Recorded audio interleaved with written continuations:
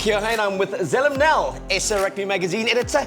These guys have put together this magnificent magazine. Wow. They got it spot on with this one. The future of the game. Marcel Coetzee, Dion Fourie, Evan Riss, Ulrich Loh, Pepsi Boudelezi, 4 of the 5 made it into the Springbok squad for the 3-test series against Wales, and Pepsi very unlucky not to make it. Agreed. Quality of our loose forwards, amazing. And then this one, celebrating the Centurions. Hopefully Evan Etzebeth gets to that by the 3rd test. If not, he'll get there in the Rugby Championship. He'll play his 98th test when the Springboks play against Wales in front of 50,000 people at Loftus on Saturday. It's my favourite month of the year. July, it's like a mini World Cup. Yes. I mean, it's what they call their summer tours to South Africa. It's fantastic. It's fantastic to have Wales in South Africa.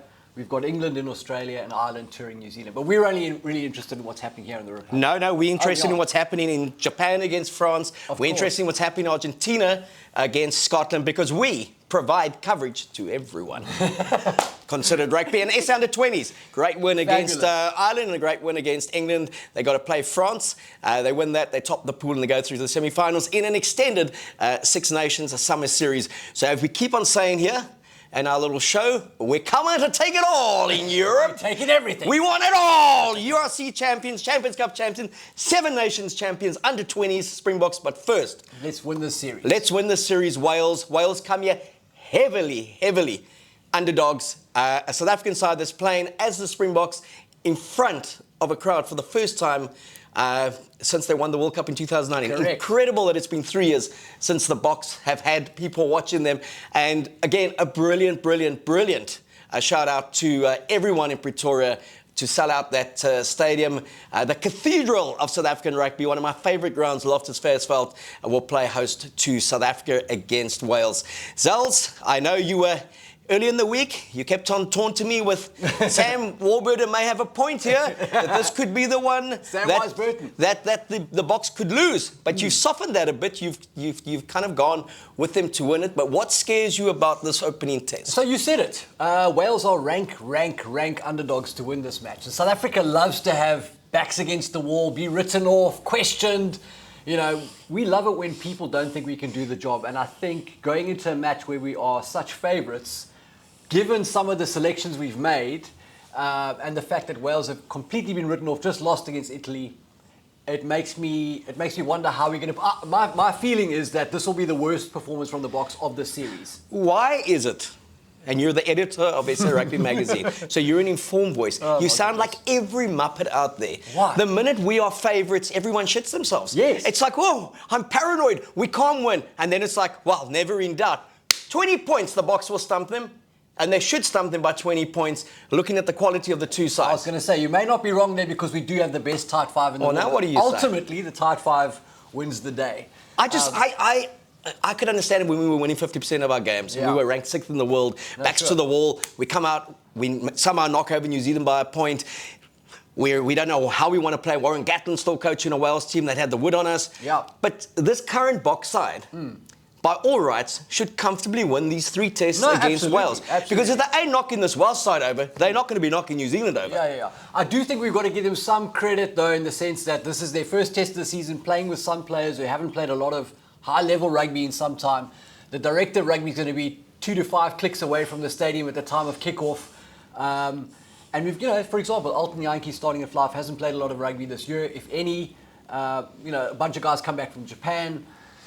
Ches and Colby coming back from an injury. There's a lot of reasons to feel like this might be a bit of a rusty start. Having said that, though, we played the Lions series completely cold, and we won that. So, I think if you look at it on balance, everyone's going to expect that first 40. We saw when they played Georgia. It was tight, it was physical. But a test match at altitude... Absolutely. In Pretoria... That last 20 minutes does have to give a team a bonus. And there's 12 of the 23 matchday squad that have been playing in the URC and been playing well in the URC. Yeah. And that has to count for something. And then you look at the South African tight 5. When you've got Vincent Koch, Stephen Kitsoff and Malcolm Marx coming off the bench. It's crazy. When you got Ulrich Loh coming off the bench. It's crazy. Samuel Murat coming off the bench. It's insane.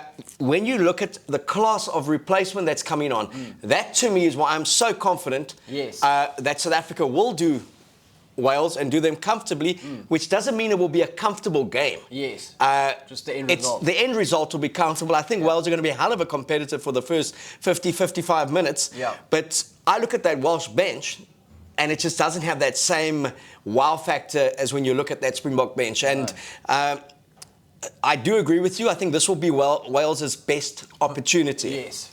I think they will get progressively worse, and we will get better as the series goes on. Which is something to say, because if they take 20 points in the season in the series opener, I mean, the next two tests after that are going to be absolute massacre. 21 and 22. So, but I've got them to win comfortably. Looking at that Welsh side, we'll be joined next week with Scott Gibbs, the Welsh great stuff. Legend and British and Irish Lions icon. He's flying out to South Africa to be part of SA Rugby Magazine's daily video offering when it comes to all the summer internationals. That's in New Zealand, in Australia, and obviously here in South Africa against Wales. We're going to touch on the other ones a little bit later, but for now, very different Welsh side that lost to Italy, that's playing against us.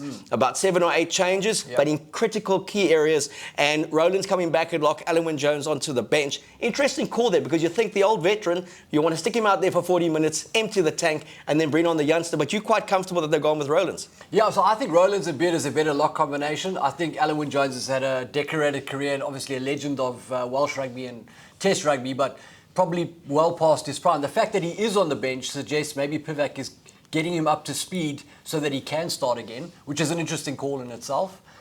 George North at centre? Yeah, I'm in two minds about that. He's a big body. I think him and Tompkins are going to be a physical presence in the midfield. They'll definitely pose some sort of a threat there. I'm not sure whether it's enough to trouble Lekanyo and Damien Delendi. But George North will be hungry to prove something there. And I think they've got a fantastic outside back trio there with Reece Lightning and Josh Adams and Liam Williams. Yes, they've got some good pace on the wings, and I like Liam Williams. I think he's a very good fullback, and they call him the bomb diffuser. He's some bloke. I mean, you saw he took some real blows in that Lions series. He got hit hard, he got up. I mean, he's a tough bugger and a good player. Individually, they got some very good talent. They just haven't managed to put it together as a team. Yeah. Well, what are your thoughts around Dan Biggar? So he's obviously the skipper of Wales.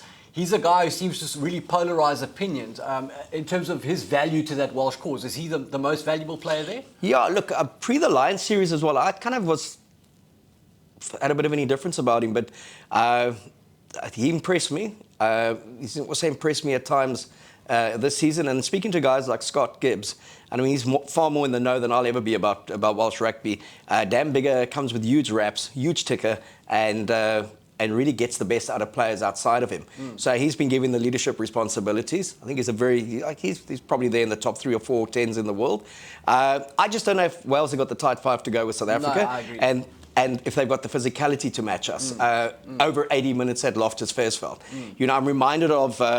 and this test could have that fervour about it when 96, when the All Blacks had won in Cape Town, they'd won in Durban, but that was the first of a 3-test series. That was the Tri-Nations, and they went to Loftus, and they had to win there to become the first ever All Black side to win a test series in South Africa. And Frank Bunce told the story that they got onto the field, glorious sunshine, the national anthem got played of New Zealand, the South African one got played, he said, and it just went on and on and on. The crowd just kind of erupted into distem back then. Remember, we had only gone into democracy in 94. He said they kicked off, the Boks got the ball. All he remembers doing was defending, and try to South Africa. And he looked up at the board and it said 77 minutes to go. Jeez. And he says he doesn't even know how they made it to the end. And they historically won that test with 1 score. I'm expecting that 50,000 at Loftus. I really am expecting the Boks to come out strongly and show the South African public what they've been missing. It will be a lot different in Bloemfontein and in Cape Town, that second and third test. I'm expecting that onslaught. And there's a lot of Boks there that are in form. And to coin that old phrase, I mean, they're hungry for the occasion, you know. Yeah. So Wales have nothing to lose, but yes, if Wales did beat us... Wow, first time, 11 attempts. We'd have to ask a few serious questions about ourselves, and that's why they won't. 20 points. So you said that Dan Biggar brings the best out of Wales. I wonder whether he won't bring the worst out of South Africa. And the reason I say that is he's got to be right up there with among the top 5 most punchable players in world rugby at the moment. I think that's like dangling a pork chop in front of Jasper Wiese and Soos Mostert. think the guys might be chasing him, beating each other up to get to him. I wonder whether he doesn't become sort of a magnet for Why do you for say disciplinary issues. Why do I say that? what? About Dan Biggar? About him being the most punchable. Well, he sort of wears his heart on his sleeve and he's quite chippy. He gets involved with the ref. Oh, okay. I think that brings out the worst of people who don't support Wales. If he was playing for my team, he'd be my hero. It reminds me of a story, Yapi Mulder. Stephen Jones, who played 100 tests for Wales. Back in the day, when I was with the Springboks under Harry Viljoen, 2000, we were on tour and Yapi Mulder had to play an A game to prove his fitness to play Wales on the Saturday. Yep. Stephen Jones played for the A side as well to prove his fitness for the Saturday. Beautiful. And Yapi Mulder destroyed him that day. He just kept on tackling him, legally, illegally. He just smashed him. And many years later, I was doing an interview with Stephen Jones. And then I was back in journalism and I was doing an interview and he's like, "There's a guy who played, Yapi Mulder, played for the Springboks." I said, yes. He said, "I don't know what I did to him. He hit me off the ball, he hit me on the ball, he just hit me all day." And when I asked Yapi about it, he said he just had a face that irritated him. So that was all. That was reason enough. He said, "I looked at him and hy het my geïrriteer." Ek wou hom net moer. I think Dan Biggar has got a little bit of that in him. Okay, so let's hope that Jasper Wiese, who's been magnificent in transforming his game, 3 yellow cards, or 5 yellow cards, 2 red cards, and a 2-match suspension. And in the last 17 games, not 1 yellow card for Leicester. And he had to adjust his tackle technique. Look, he plays at 150 miles an hour and turned his game from being a liability into an asset. Yep. Big game for Jasper. Huge. He's been given the first crack at number 8 with Dwayne out injured. Yep. You've got young guns like Ulrich Lowe there, Evan Rus, one of my favourites, coming through the ranks. You've got a Kwaka who can play at 8. A lot of options within that box setup. He's been given the first bite to prove the 8 tests he played last year. That was his grounding. But it's the discipline they'll be looking for from him. Yeah, no, spot on. He'll have to keep his nose clean and be at his physical best. So deliver his powerful ball carries and his monster hits on defense without conceding penalties and conceding cards and getting himself in trouble. So I'm expecting a great game from Jasper. I think this competition battle with these youngsters pushing him and the opportunity presented by Dwayne being out is actually going to bring the best out of Jasper, and hopefully so. And with Ulrich Lowe, the only bull in the match day 23, had a fantastic season. He'll get a second half introduction. Do you see him coming on at 8? Do you think they may play him on the flank? I think he's the heir to Peter Steph du Toit's throne, and I think we may see Sos move into the second row and Ulrich come in at number 7 in the second half. Have you been shouting to Rassi, your game, eh? And then that front row that gets replaced on 45 minutes, just unbelievable. Jeez, to be able to start a test match with confidence and you don't have Vincent Koch, Malcolm Boks or Stephen Kitsoff in it just is... I mean, no team in world rugby, international rugby, boast a tight 5 talent like we do, or kind of loose forward talent, Yeah. I think you could argue we have the 2 best tight 5s in the world. We've got so much talent there. It's ridiculous. You could argue we've got the 2 best packs in the world, and a couple of them are in the stands on Saturday. Looking at the backline, so Faf will be in there with Elton. We've spoken about Elton not playing all year, but he has been training with the Boks for the best part of a month. Tried and tested. Wonderful midfield combination. Absolutely. And our 2 winners are there. Damian Willemse at fullback. Is that a case of they just want to make sure he gets game time, he doesn't sit on the bench, because 12 is his best position, but you've got a Deolandi there, and it may be he actually, depending on how the game goes, he goes into 12. Deolandi shifts to 13, or Deolandi gets given a break, because he's had a long season with Munster as well. Your thoughts on that? Yeah, so I'm a huge outspoken Damian Willemse fan. I don't particularly like him at fullback. I think he needs to be as close to the ball as possible, but that doesn't mean that he doesn't slide in at first receiver, second, third, fourth phase during a match. To relieve Alton, so he may get opportunities to be a playmaker there. I hope he can carry the confidence from the URC into Test rugby, and playing a little bit out of position doesn't take anything away from him. And I've heard whispers that Willie Leroux in the second half will potentially come on and fly off and have a few reps there, so that's going to be interesting to see. Oh, well, there are a lot of options there. I mean, Willie, he does play that kind of first receiver role, but he's never been a starting option. I saw a television interview the other night with Nick Mullet and Swayze de Bruin, and Swayze, please keep him away from fly-off. Yeah. He says he's magnificent at the back, and he does a lot of things the public don't necessarily see, but he doesn't believe... That's interesting. He doesn't believe Willie should be even considered as a fly-off Really? option. Jacques Dino was talking about Willie, he's talking about Faf de Klerk, he's talking about Cheslin Colby, who can play a fly-off. I just think when it gets to test level, you don't want makeshift fly-offs. You actually want guys who know their thing. I would have been a lot more comfortable with a Pollard on the bench. However, they also obviously do trust Damien Williams, who started his provincial career at fly-off, played most of his under-20 and school career at fly-off. But yeah, some great options there.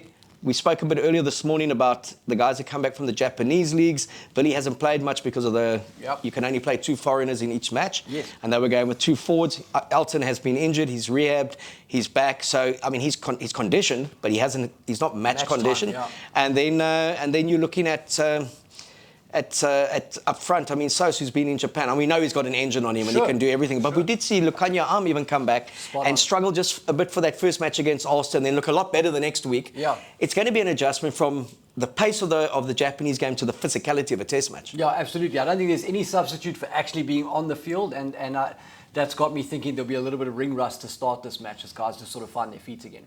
But a wonderful occasion, Zels. Massive. We've had the URC. South African teams winning convincingly at home against all the Celtic nations. A fantastic semi-final with the Bulls going to Leinster and winning. Dublin. Fantastic final in Cape Town, 31,000, would have been 50,000 if crowd capacity was there. That momentum the Boks will want to take into this test series. Yeah, absolutely. And I think we saw that in 2007 when the Bulls were so rampant. You saw how that just spilled over into the test season. And hopefully that's the case here. South Africa has won pretty much everything there is to win in the last couple of seasons, and I think we are building well to the next World Cup. The headache seems to be who to leave out, not who to bring in. So that's a great place to be. And if you look at the balance shift in the Boks, so when they played against England, 27-26 defeat. Let's also not forget, last time we were out there, we took a loss, as heartbreaking as it was, because we should never have lost that test. You know. I mean, we were good enough to win that test. We had a poor start, though. So they would want to, as I always see the All Black players say, it's like having a rock under your towel at the beach or a stone in your foot, having come back from 2 losses. Yeah. You only get to fix it now. So they will want to start well against Wales. 6 of the 23 were South African-based players at Twickenham.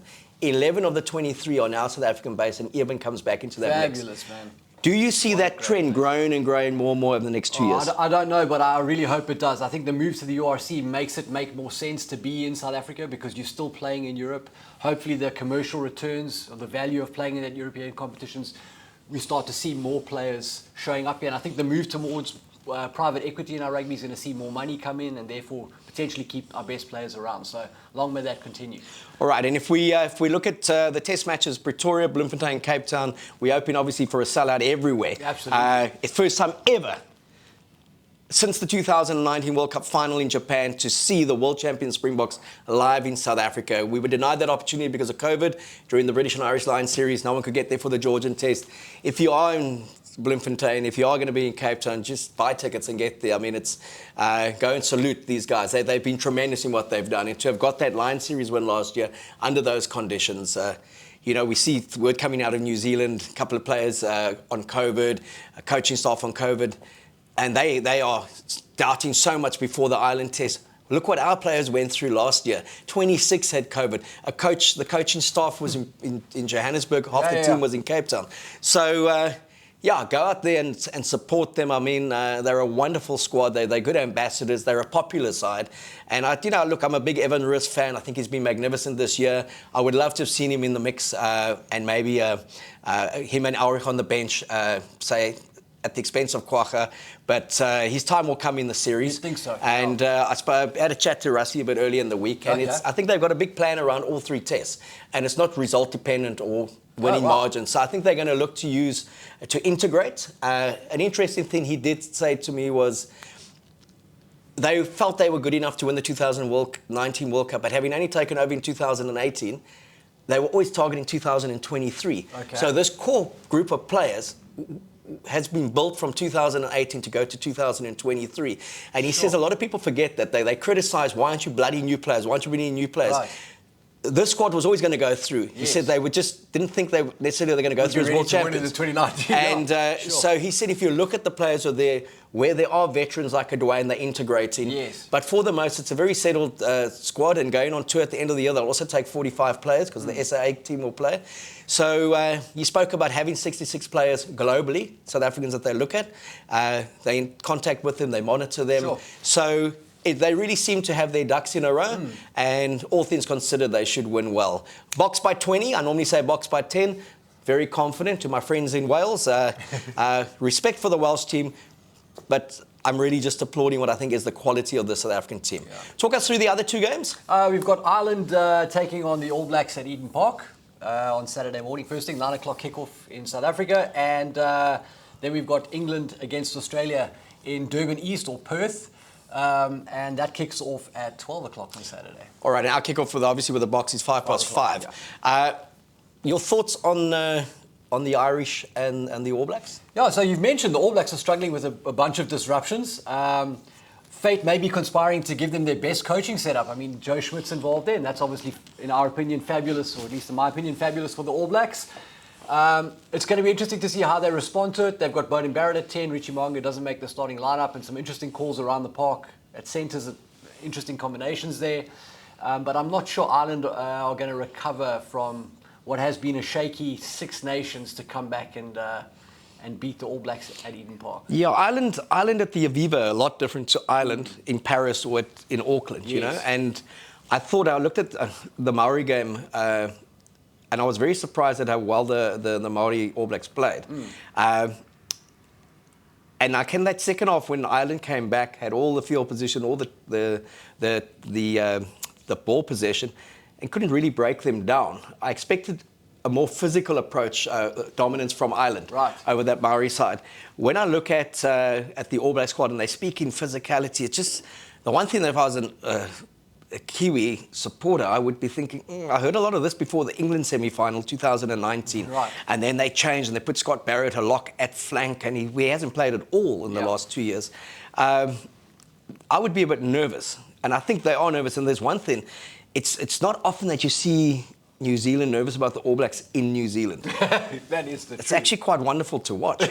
I was watching the breakdown, and John Kerwin, the legendary John Kerwin, said that they are underdogs. Jeff Wilson nearly shat himself. How are the All Blacks underdogs in Eden Park? He said, we haven't lost in 28 years. So there's a lot of respect for that Irish side. The kind of respect we see them give the good Springbok sides as well. So obviously green is maybe their kryptonite at the moment. But I think it's going to be a cracking test. But I don't think the All Blacks are quite as bad as we think, and I don't think Ireland's quite as good. Right. Yeah. And that's why I've got the All Blacks to win quite comfortably in the end. Yeah, I think the All Blacks will win there. I don't know about how comfortably. I think the bookies have maybe given the All Blacks a few too many points, but it'll be a win for the home team. But unlike the Welsh tour, I think this is one where Ireland will progressively get a bit better. Yes. On the tour. And I think we may see New Zealand's best, most enthusiastic effort in that first test in front of 48,000 sellout at Eden Park, which is really, it is their theatre of dreams, and it has been for a long time. The one that could be the most interesting of them all, when Eddie Bones arrives in Australia, in Western Australia, if it's still part of Australia, and as you said earlier this morning as well, Eddie Jones has lost more matches for the Wallabies in Australia than he has for England in Australia. He started his tenure with a fantastic 3-0 series win over there. But it's a very different Eddie Jones and a very different England that come back. Your thoughts? Yeah, look, he's not playing old Mikey Checker anymore. It's Dave Rennie, and I think Dave Rennie is a very underrated coach in World Rugby. I really rate him very highly. For me, he should have been the All Blacks guy. I think he'll get the best out of Australia. Having said that, that lineup that he's got there is a few question marks about some of the selections. I'm not sure he's got his best players available. But they're playing in Australia. You've got Quade Cooper there, tons of experience. So it's going to be an interesting showdown between Eddie and They've got some wonderful backs, and like you said, they've also got that overseas rule they can only pick 3, and then they've chosen 3 backline players. Exactly. And the one thing is they've got some wonderful backs in Australia. Precisely. So when you've got a Will Skelton who was outstanding for La Rochelle, one of the biggest lock forwards in world rugby, playing well, playing in Europe, understands the kind of opposition that England will provide. Yeah. I was surprised they didn't go with a Will Skelton for the England series, and maybe for Rugby Championship revert back to some of the blokes who are based in Japan. That's a great call. I agree with that. But yeah, I think Perth is an interesting venue as well. The Wallabies have tended to struggle there. I think they feel more as much an outsider as any team. It's a neutral venue. Yeah, so England, though, strange setup going on there. I mean, Eddie's also... I love the way Eddie speaks in the media. Yeah. I love how they've all turned on him. He was the messiah when they went to 18 in a row. Yeah. Weird kind of selections, and also you don't quite know what he's doing with Owen Farrell. At 12. Now he's at 12. He's no longer the captain, but he was the captain, and it seems, whether he's playing games with Owen Farrell as well, games, you know. Yeah. So maybe he should stop playing games with his own players and do it with the opposition. But it's not as chirpy as I've heard Eddie on arrival before. Yes, he's been a bit quieter than normal. I think that's got to do with Dave Rennie, though. So he understands Checker, and he understands that he can, the two of them can have a few bobs in the media. I don't think he knew Dave wasn't going to engage. So I don't really know what game he's playing. That's why I'm so keen to watch on Saturday. I can't wait to see. If you love rugby, I mean, gee, Saturday, just kind of apologise to your partner. You're not going to see this. It's going to be a big day. If you're going to give anything a miss, catch the highlights of France against Japan. I'm expecting like one of those festival type games, 50-odd points to 26. They've taken a very young side, France.